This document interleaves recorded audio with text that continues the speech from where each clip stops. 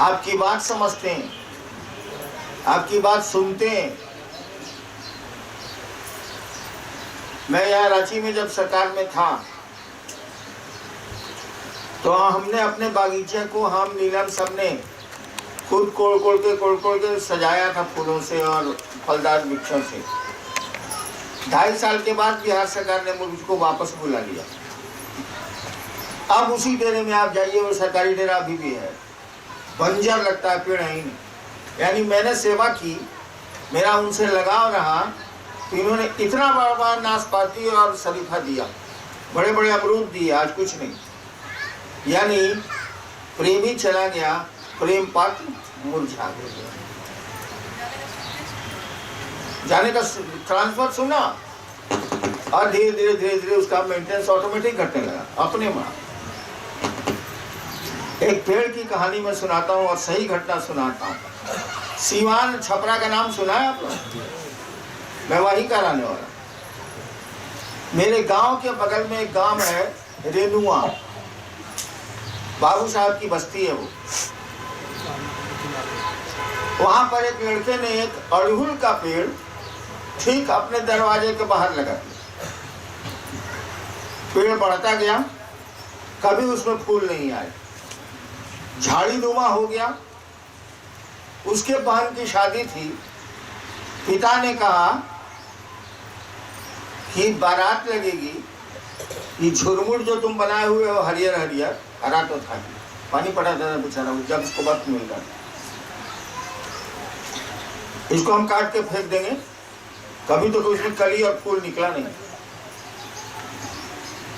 सही घटना है। बेटे ने कहा कि बाबूजी अड़हुले का न गाछ, जिस दिन शादी होगी उस दिन सुबह में काट के फेंक, इतना मोटा है तो काटने में क्या लगे अड़हुल का पेड़। और दुखी हो गया बच्चा। अब बच्चा भी कुछ सियाना हो गया था, वो दुखी हो गया कि बताइए इतना हरियर पेड़ है, इतना हम लगाए हैं, फूल नहीं दिया, इसीलिए बाबूजी कह रहे हैं कि इसको काट देंगे, आज बारात आने वाली। और आपको बताएं जिस दिन बारात आने वाली थी, आप पेड़ के पत्ते नहीं देख सकते, फूलों से लदे, पत्ता नहीं खोल सकते आप उस अड़हुल के पेड़ जिसमें कभी फूल कलियां नहीं आई। बारात के दिन केवल फूल ही फूल थे उस पेड़ में। देखिए वो आपकी बात समझते हैं, आपका दर्द समझते हैं, वो बांटते भी हैं हिस्सा। दिक्कत ये है कि वो बोल नहीं पाते हैं। बड़ी सुंदर एक फिल्म का गीत है, हमने कहा फूलों से हंसो तो वो खिल खिला के हंस दिए। ये कहानी और गीत नहीं है। आप फूलों से कहेंगे कि हंसो, वो हंसते हैं। आप अगर समझ सकते हैं, सुन सकते हैं तो देखिए उनको। मैंने कहा फूलों से हंसो तो वो खिल खिलाकर हंस दिए। सही बात। बड़े संवेदनशील ये पेड़ होते हैं, बहुत बात समझते हैं ये।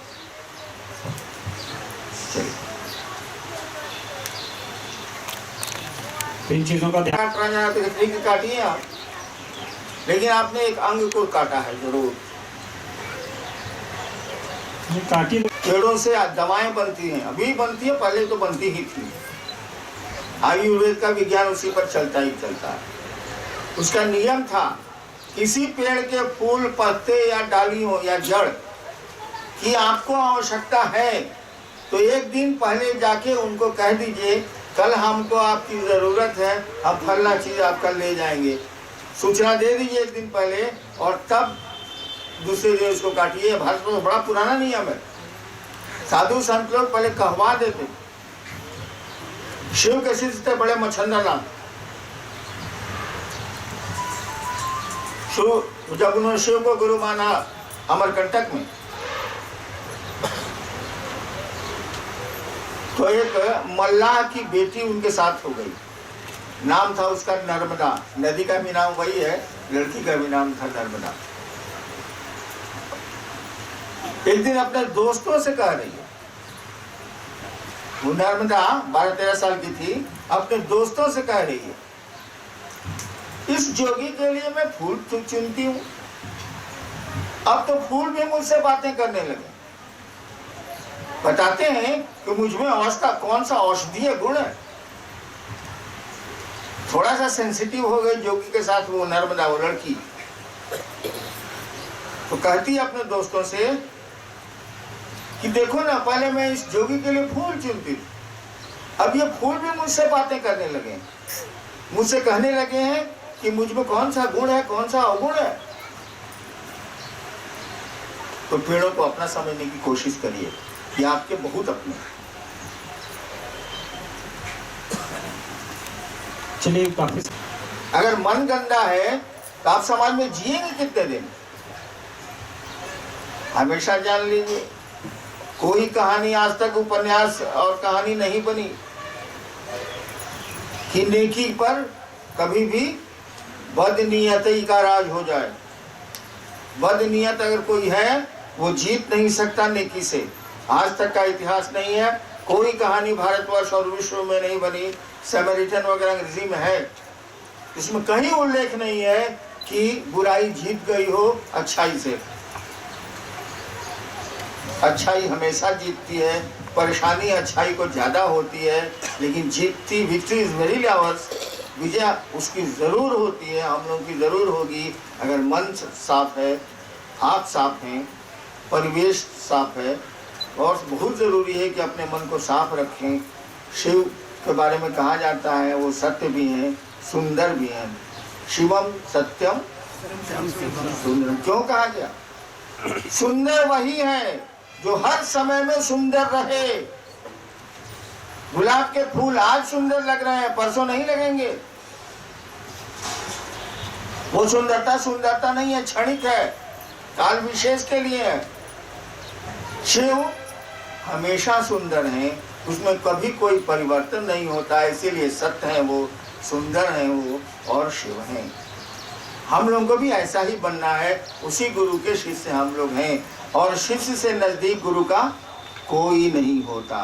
कहानी पढ़ी है ना, शिव के शिष्य थे परशुराम और शिव के पुत्र थे गणेश जी। दोनों में युद्ध हो गया, लड़ाई का कौन भरोसा। युद्ध हो गया। आज भी आप देखते हैं एक दंत गणेश, एगो दांत टूटा हुआ है, कटा हुआ है। शिव ने अपने शिष्य का साथ दिया और परशुराम ने गणेश का एक दांत पत्थर से उड़ा दिया। आज भी तस्वीरों में एक दंत ही गणेश ही पूजे जाते हैं, दो दंत गणेश की पूजा नहीं होती। तो गुरु के लिए तो शिष्य से प्यारा कोई नहीं होता। आपके गुरु हैं शिव, आप एक बार बोले हैं कि शिव मेरे गुरु हैं, इस मर्यादा, अब एक बार किसी को बहन बोल दीजिए और उसका इस मर्यादा को तोड़ दीजिए। आप हरामी कोई है? तो आपने एक बार कहा कि शिव मेरे गुरु हैं, इस संकल्प पर खड़ा रहिए, इस विचार पर खड़े रहिए, इस सोच पर खड़े रहिए और जितना बन सके, जितना ही बन सके अपने गुरु की ओर चलने की कोशिश करिए। अपना काम भी, जो खुद का काम नहीं कर सकता वो खुदा का काम नहीं कर सकता, जान लीजिए। जो खुद का काम नहीं कर सकता वो खुदा का भी काम नहीं कर सकता। इसीलिए अपना काम भी पूरी ईमानदारी से करिए, जो ही काम है, घर का, बाहर का, और शिव का भी कार्य पूरी ईमानदारी से करिए। दोनों में घाल मेल मत करिए। महादेव को हमारे गुरु हैं तो सब गंजन मेरा हो रहा है, घाल मेल मिला रहे हैं आप, गंजन तो आपकी करनी से हो रहा है। महादेव का कल ही रात की बात है, मैं 2 बजे पहले कभी नहीं सोता, बचपन से नहीं सोता, स्मशान की आदत रही, आज भी नहीं सोता। कल रात में महादेव से लड़ गए। हम लड़े, वो लड़े कि नहीं लड़े हम क्या जानते। भाई हमको आवेदन देने का अधिकार है, हम आवेदन दिया, तो का आवेदन दिया, आप मत दीजिए, तो हम क्या कर सकते हैं? हम आवेदन नहीं दे सकते। तो हम महादेव से बहुत बात किया, अंत में झगड़ गए। झगड़ने लंबी लड़ाई मेरी तरफ से हो गई, मेरी तरफ से। अब वो क्या कर रहे हैं वो ना पूछेंगे, हम कैसे पूछेंगे। बाद में मेरे साथियों ने कहा, मेरे साथी कुछ ऐसे भी हैं जो आसमान में रहते हैं, मेरे साथियों ने कहा कि तुम महादेव से लड़ गए। अगर तुमसे लड़े हैं कहाँ मिलेगा हमको? तुमसे लड़े हैं, क्या हासिल होगा, क्या लाभ होगा? अरे महादेव से लड़ेंगे, लड़कुआ बाप से लड़ेगा तो झोला बस्ता किना जाएगा, जूतवा नया किना जाएगा, साले पड़ोसी से लड़ेगा तो थप्पड़ मारबो करेगा। हम उसको यही कहा तुमसे लड़ें क्या फायदा होगा, और जब जो फायदे का विचार नहीं किए हुए युद्ध करता है उससे बड़ा मूर्ख कोई नहीं होता। इस लड़ाई से आपको क्या फायदा मिल रहा है सोच के लड़िएगा भाई। अब फायदा नहीं मिल रहा, लॉस मिल रहा, पिटा जाना है, सर लड़ते कहना है। हमने कहा तुमसे लड़ें क्या मिलेगा हमको, तुम्हारे दोस्ती से भी बहुत फायदा नहीं है, तुम्हारे झगड़ा से भी कोई फायदा हमको बहुत नहीं है। फायदा क्या, महादेव लड़ेंगे, बच्चा लड़ता है माँ से तो एक दिन उसका पेंसिल नया आइए जाता है, छोटका पेंसिल फेंक देता है, तो कोई फायदा रहेगा तो लड़ेगा। तो महादेव से लड़े, तुमसे लड़े साले। हाँ चलो चलिए, बहुत बातें हो गई आपसे। नहीं है। इनकी जिज्ञासा है कि क्या गुरु भाई बहन को प्रणाम नहीं करना चाहिए? गुरु भाई बहन को प्रणाम नहीं करना चाहिए। आपस में कोई बीच में बोल दिया होगा कि गुरु भाई को इसका अर्थ तो मैं ही नहीं समझ रहा। जिज्ञासा हो वो बोले।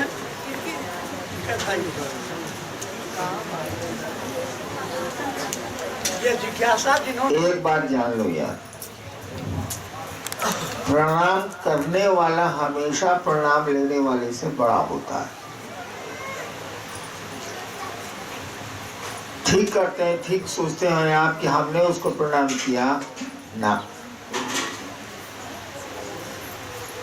प्रणाम जो करता है वो प्रणाम लेने वाले से हमेशा बड़ा होता है। और संस्कृत में एक दोहा है, हालांकि अमल नहीं करते हैं हम लोग। संस्कृत में एक श्लोक है, नमन्ति फलिनो वृक्षा, यानी फल जिन वृक्षों में लगता है वो झुक जाते हैं। नमन्ति फलिनो वृक्षा नमन्ति गुणिनो जना, यानी गुण जिन लोगों में होता है वो झुके होते हैं। नमन्ति फलिनो वृक्षा नमन्ति गुणिनो जना शुष्क काष्ठानि मूर्खाश्च, सूखी लकड़ी और मूर्ख। शुष्क काष्ठानि मूर्खाश्च, और मूर्ख लोग न नमन्ति कदाचन, वो झुकते नहीं है। तो जो प्रणाम करता है वो बड़ा होता है, जो प्रणाम लेने वाला होता है वो उल्लू होता है। इसीलिए मौका ही मत दीजिए किसी को कि आपको पहले प्रणाम करे। पहले बोलना वाला कुछ नहीं है। देखो मैं बताता हूं, मैं महादेव को रोज 30-40 बार प्रणाम करता हूं। कैसे करता हूं सब बताता हूं। कोई गया मिलने प्रणाम करेगा ना, बूढ़ा भी हो गया, शिव शिष्यता में थोड़ा सीनियर भी पढ़ता हूँ उनकी नजर में, महादेव की नजर में तो हमको चूहा, तो प्रणाम करता। मैं क्या करता हूँ, मैं भी प्रणाम का जवाब देता हूँ। बोलता कुछ नहीं हूँ, होशियार आदमी हूँ, चुप रह जाता हूँ, प्रणाम का जवाब देता हूँ। और प्रणाम का जवाब देते देते मैं महादेव को प्रणाम कर लेता हूँ। तो इस तरह से अगर 30-40 आदमी हमको प्रणाम किया, उतना तो हम महादेव को प्रणाम कर लिया, इससे लाभ भी होता है। अब तो मेरी आदत नहीं है, बच्चे को बैठो, अब तो मेरी आदत नहीं है। पहले आपका प्रणाम मैं महादेव को भेज देता था। जैसे आपने प्रणाम किया था, हम महादेव को प्रणाम किया तो ऑटोमेटिकली आपके चलते हमने महादेव को प्रणाम किया था, आपका भी चला गया। नतीजा यह होता था कि आपको दिक्कत क्या हमको पहले बुझा जाता था। आपको प्रणाम कहते ही पहले मैं समझ जाता था। कई बार पहले महोत्सव में गया हूँ प्रणाम करने के लिए, उस समय तो छूट थी, अब तो रोक है। प्रणाम करने के लिए धक्का मुक्की हो रहा है, ठेला ठेली हो रहा है। कई बार मैंने कहा कि आपको पेट में दर्द है, इलाज कराइए ना भाई साहब, काहे के लिए हमको को छूने आ रहे हैं, झूठा झगड़ा कर रहे हैं। यानी वो प्रणाम करता था, मैं पूछ जाता कि साले को हुआ क्या, इसको दिक्कत क्या है। अब तो यादें छूटती जा रही है।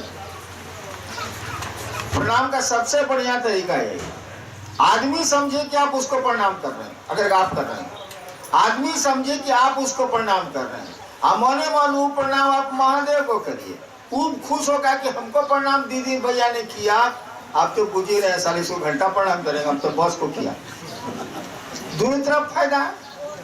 पब्लिक बुझ रही है कि हमको प्रणाम जब मिलता है तो बेचारा करता है, आप बुझ रहे हैं कि उसके चलते हम महादेव को प्रणाम कर रहे थे, ऐसा होता नहीं, सारा याद नहीं रहता। इसलिए बोलना कुछ नहीं है, 1 सेकंड के लिए आप महादेव को ध्यान किए, प्रणाम को चले, दोनों फायदा हुआ ना। पब्लिक को खुश कि हमको प्रणाम किया, आपको मने मन लग रहा है कि साले कौन बोल गया, हम बॉस को किया।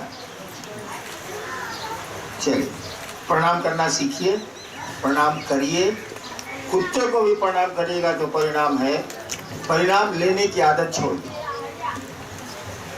जी, सिक्किम से हैं भाई वीरेंद्र जी। मैं कोई भी कार्य शिव का नाम लेकर करते हैं तो पूरा हो जाता है, वही कार्य नहा धोकर पूजा करके निकलते हैं तो रुकावट आ जाता है, ऐसा क्यों? महादेव पूछता है कि साला कागज से पोछी से आप पवित्रता कर रहा है, पूछता है।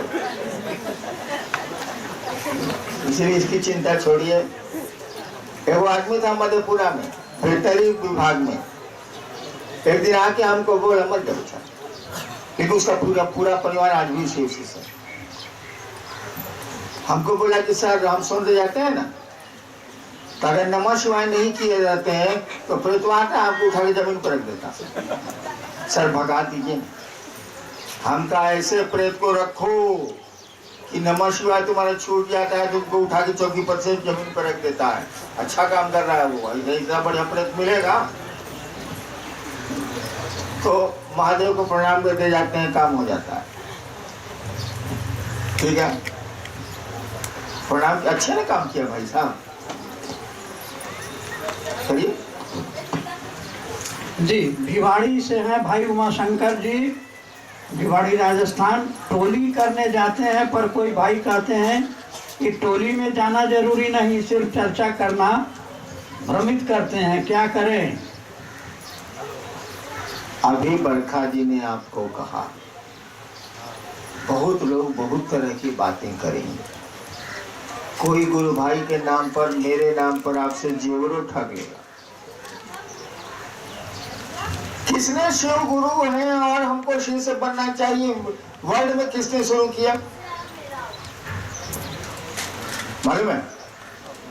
मैंने, और मैं आपको उपलब्ध हूं, तो मेरी बात तो सुनिएगा। अब कुछ दिन में लिख के भेजिएगा, फल्ला गुरु भाई हम जा रहे थे तो एक महिला ने हमको कनखी मार दिया, क्या करें? आई साला गजब हाल है, गजब हाल है।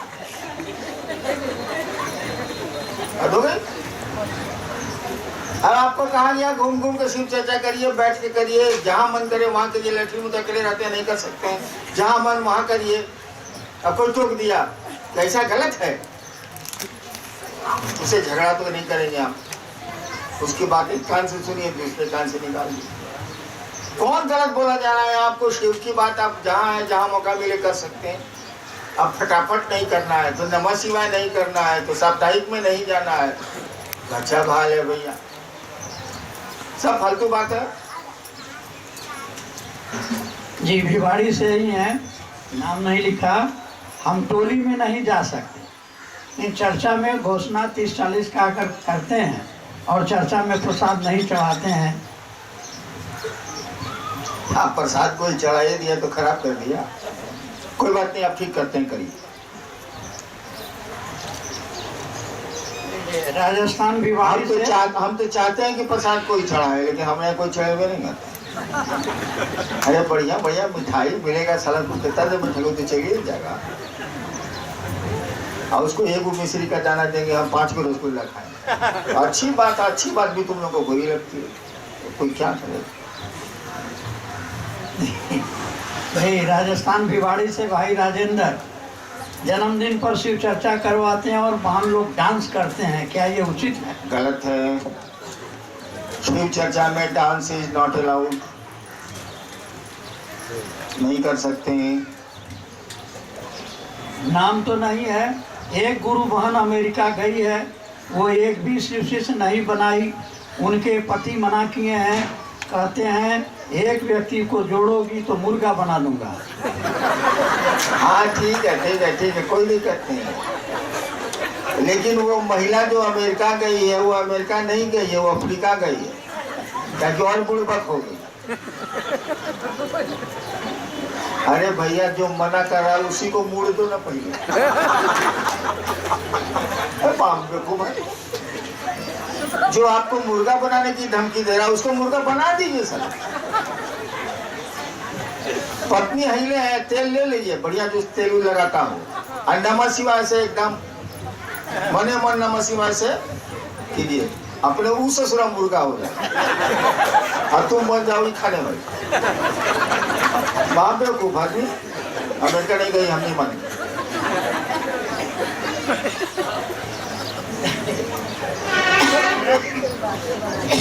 चलिए। सूरत से बहन रेनू, एक गुरु भाई पूछे थे कि शिव को आप गुरु बनाए हैं तो शिव गुरु दूध से खुश होते हैं या जल से खुश होते हैं? हाँ ठीक भैया, मेरे पास जो व्यवस्था होगी वही ना हम आने वाले को देंगे। वैसे इस बात को जान लीजिए कि शिव शरीर में नहीं है तो वो खा नहीं सकते, वो सो नहीं सकते, ये सब लक्षण शरीर का है। शिव कुछ भी नहीं ले सकते जब तक वो शरीर धर के आवेंगे नहीं। और जिसके पास शरीर नहीं है वो भोजन नहीं कर सकता, वो कुछ खा नहीं सकता। ये आपके भाव है। तो जो भाव में आता है, जो आपकी व्यवस्था होती है, वो आदमी का स्वभाव है, वो करेगा ही करेगा। इसीलिए उनको अच्छा बुरा नहीं, क्या कुछ नहीं लगता है। आपको अच्छा बुरा क्या लगता है इसका निर्णय करिए। उनको कुछ भी बुरा नहीं लगता। उनके लिए सुअर भी प्यारा है, उनके लिए गाय भी प्यारी है, उनके लिए बाघ भी प्यारा है, कहीं कोई उनको दिक्कत नहीं। जी, भाई शिव कुमार जी हैं गंगटोक सिक्किम। लौकिक गुरु को क्यों गुरु नहीं बनाए? अच्छे दिखते हैं, अच्छे बोलते हैं, तो शिव भगवान को ही गुरु क्यों बनाए? मत बनाइए। जो लौकिक गुरु आपको अच्छे दिखते हैं, अच्छा बोलते हैं, उनको गुरु बनाइए। शिव को गुरु बनाने की जरूरत है।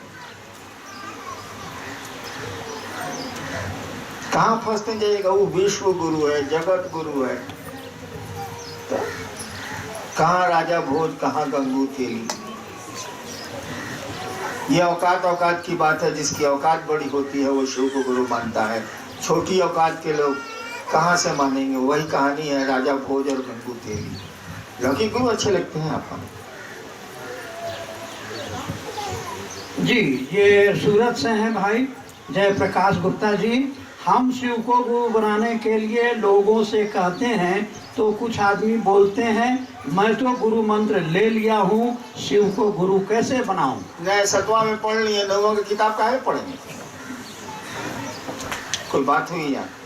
पढ़ाई तो चलती जाती है। सबसे बड़ा गुरु है शिव। ठीक है, किसी गुरु मंत्र ले लिया, आप शिव के पास जाइए, वो कहेंगे मंत्र नहीं जपना है, तो छोड़िएगा कि नहीं छोड़िए? नया मास्टर जो कहेगा वही नहीं करिए। जी, ये अहमदाबाद से हैं बहन नीलम। चर्चा अच्छी चलती है तो लोग तोड़ने की कोशिश क्यों करते? अरे तुम लोग से परेशान, आदमी दूसरों से परेशान। अपने मन से जिस दिन परेशान हो जाइएगा ना, उस दिन खुद ब खुद से छूट जाएंगे। दूसरों के पर से परेशान होने पर तो आप लड़ सकते हैं, शिकायत कर सकते हैं, लेकिन आपका मन ही बगावत कर देगा तब क्या करिएगा?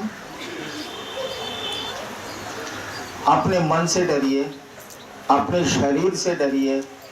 ये दोनों आपके विरोध में खड़ा है।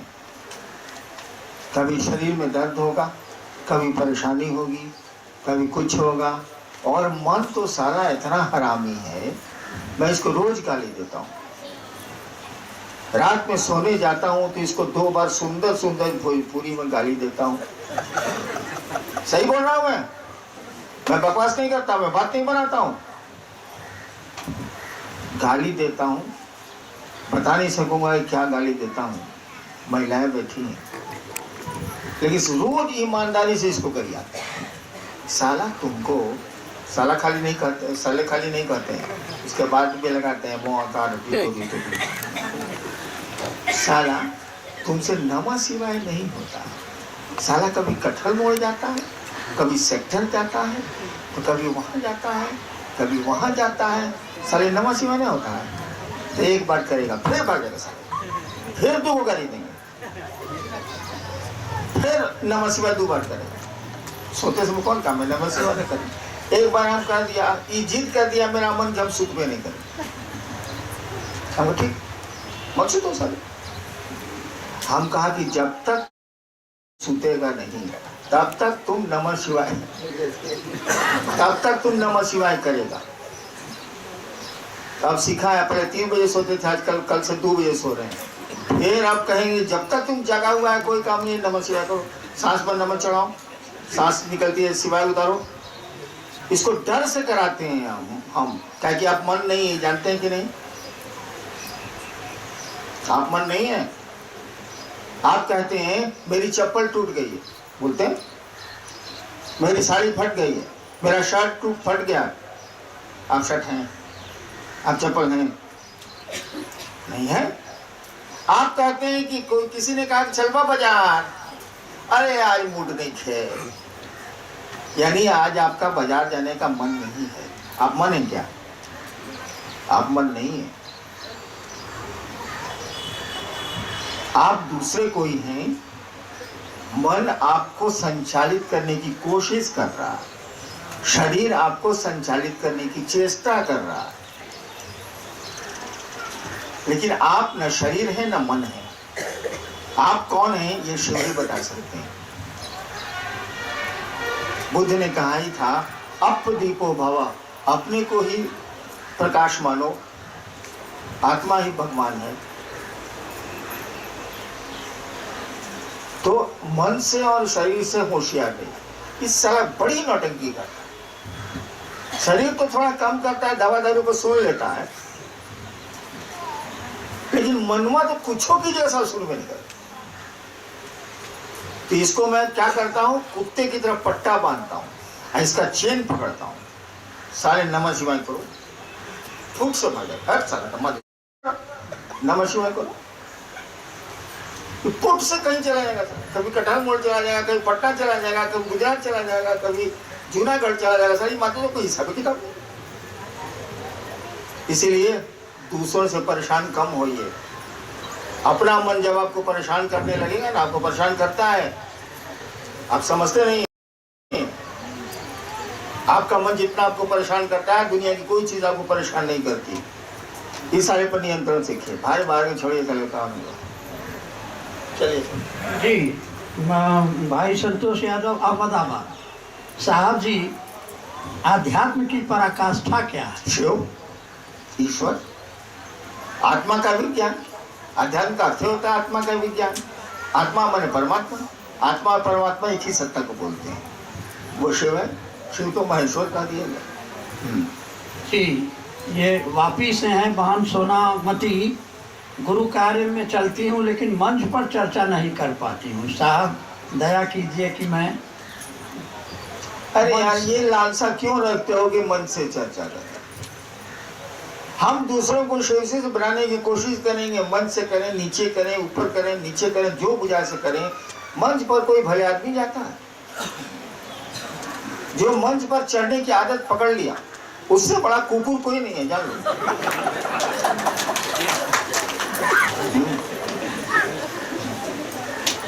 आप लोगों ने नहीं देखा है, जब नीलम थी तो देखो उस बकरे को भगवती का बलि पड़ रहा है। जिस बकरे को देख लो कि गले में इसके माला पड़ी है गेंदे की, और जिसको समझो कि दूब वो बढ़िया बढ़िया हरियर खाने को दिया जा रहा है, तुरंत बोल जाए साला कटेगा, इस साला कटेगा।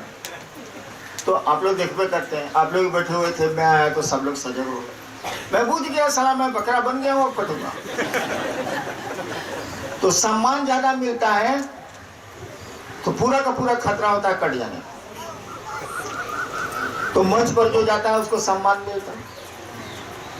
पहले के लोगों ने देखा होगा मुझको, यहाँ शायद नहीं है, इधर है, कि जब मेरा नाम बुलाया जाता था, वो बकरवा के गला में माला है तो साले को बुलाया ही जाएगा, ये उसी करता है। जब मुझको बुलाया जाता था तो मेरी पत्नी बगल में बैठी रहती थी, हम एक ही काम करते थे। मैं नीलम को हम बता रहे थे कि मेरा मुड़ी कटने जा। लाचारी कभी कभी मंच पर चढ़ना पड़ता है तो करो। अगर शौक पाल लिए हैं हम मंच पर चढ़ने का, फिर आपके शिव गुरु नहीं, तब नौटंकी करेंगे आप। चलिए नेक्स्ट। पत्नी शिव को गुरु मानी और पति शादी से पहले किसी को गुरु मान लिया था, ऐसे में क्या करना चाहिए? अरे धीरे धीरे वक्त आएगा, वो भी मान लेगा, समझाते रहो नहीं यार। नहीं तो हम जो उपाय बताए सो करो।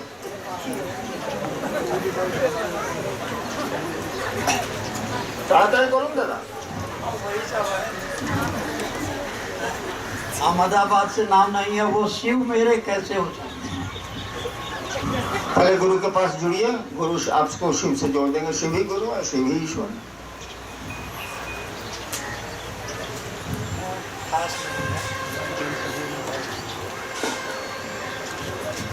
और यहाँ 3 बजने जा रहा है, खत्म करो क्या?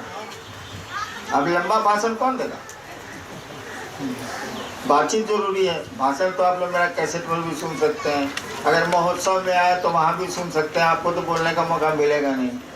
यहाँ है कम से कम कि आप भी कुछ बोल रहे हैं, हम भी कुछ बोल रहे हैं।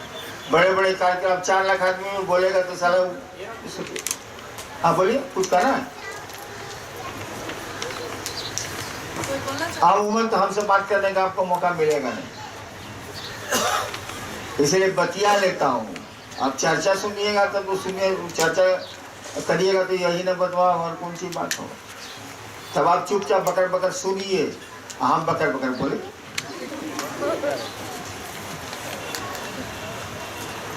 हम कहा नहीं कि शिव चर्चा मंच पर, चौकी मंच है, मंच पर चढ़ने वाला कुकुर होता। हम तो हैं, कहा लाचारी है साला। कहीं भी शिव चर्चा में हम जाएंगे, महादेव गुरु की बात होगी, तो जब तक शरीर में है तो भैया हमारा तो वैल्यू रहेगा। आज इसका वैल्यू रहा, उसका डिवैल्यूएशन होना ही होना। लाओ त्से चीन का एक दार्शनिक था, एक गांव में एक जगह ठहरा था। पहले गांव में जब कोई ठहरता था गांव के बाहर पेड़ के नीचे, तो गांव के लोग उसको भोजन पानी का इंतजाम कर देते थे। गांव का जो हेडमैन होता था, मुखिया, उसका व्यवस्था उसकी कर देते थे। रोज खाना जा रहा है, रोज पानी जा रहा है, गांव ही करता था। जबकि वो आदमी, वो साधु गांव के बाहर ही रहता था। तो लाओ त्से एक जगह ठहरा हुआ था, लोग नहीं जानते थे ये कौन आदमी। धीरे धीरे इन लोगों को मालूम हुआ कि चीन का सबसे बड़ा दार्शनिक हम लोग के गांव में के बाहर पेड़ के नीचे बैठा रहता है। 1 महीने से बैठा हुआ, हम लोग को पता ही नहीं। तो गांव के हेडमैन वगैरह जो लोग मुख्य लोग थे, वो लोग गए लाओ त्से के पास और कहा, प्रणाम किया और कहा, हुजूर हम लोग को नहीं मालूम था कि आप गांव के बाहर ठहरे हुए हैं, अब मालूम हुआ है। आज गांव के लोग आपके सम्मान में प्रीति भोज का आयोजन किए हुए हैं। डिनर, गांव के लोग आपके लिए, आपके सम्मान में भोज का, प्रीति भोज का आयोजन किए हुए हैं। सरकार आज आया जाए। लाओ त्से ने जो पंक्ति कही वो सुनिए। तुम मुझको सम्मान देना चाहते हो, तुम मुझको सम्मान देना चाहते हो। झाड़ियों में बैठा अपमान इसी इंतजार में है कि हमको सम्मान मिले, ताकि अपमान अब झाड़ियों से निकलेगा। यानी सम्मान जब भी आप चाहेंगे, याद रखिए अपमान उसका दूसरा पहलू है। सिक्के के 2 पहलू होते हैं। सुख चाहेंगे तो दुख उसका पहलू है, सम्मान चाहेंगे तो अपमान उसका दूसरा पहलू है, पवित्रता चाहेंगे तो अपवित्रता उसका दूसरा पहलू है। इसीलिए पवित्र शब्द का इस्तेमाल अध्यात्म में नहीं होता, वहाँ पावन शब्द का इस्तेमाल होता है। सुख शब्द का इस्तेमाल अध्यात्म में नहीं होता है, वह आनंद शब्द का इस्तेमाल होता है। इसीलिए शिव को सुख देते हैं। कभी किसी ने नहीं कहा नमस्ते नमस्ते चिदानंद मूर्ति, हे ज्ञान की मूर्ति, आप आनंद की मूर्ति है, सुख की मूर्ति नहीं कहा जाता है। ताकि सुख जब भी आएगा तो दूसरे सिक्के में अगर गांधी जी बने तो दूसरे सिक्के में बाघ भी बना हुआ। सम्मान अपमान एक साथ चलता है, सुख दुख एक साथ चलता है, पवित्रता अपवित्रता एक साथ चलती है। पावन के साथ न पवित्र होता है, न पवित्र होता है। आनंद में न सुख होता है, न दुख होता है। वह एक अलग स्थिति है। इसीलिए शिव को चिदानंद मूर्ति कहा गया है। वहां सुख की बात नहीं होती। चलिए, हाँ, मैं सुबह सुबह बहुत दुखी मन से बैठा था। मुझको लगा कि आपको बुला के हमने कोई अपराध कर दिया, और उसी में जोड़ रहा था कि सबके खर्चे जोड़ दिए जाएं। उतना में तो हम अमेरिका से घूमा, लेकिन विवशता लाचारी। आप आते हैं, मैं प्रसन्न होता। अब मैंने सोचा है कि आपको जल्दी नहीं बुलाऊं, लेकिन मैं जल्दी आऊंगा। अब मैं आऊंगा, आपको बुलाऊंगा नहीं। वैसे आपके लिए मेरा दरवाजा हमेशा खुला है। जब आए आप, अगर हम रांची में हैं तो मैं आपके लिए उपलब्ध हूँ। इसके लिए ऐसा कभी मत सोचिएगा कि उससे पूछना है, उससे पूछना है, उससे पूछना है, उससे पूछना है। कहीं कोई रोक नहीं है आपको। और मुझसे मिलने में, शिव से मिलने में कोई रोक नहीं होती। हैनान के मिलने, उससे मिलने में रोक हो गई तो आप गलतफहमी के शिकार हैं। रोक नहीं है। आप हम तक किसी तरह खबर पहुंचा दीजिए, मैं आपसे मिल जाऊंगा। प्रणाम।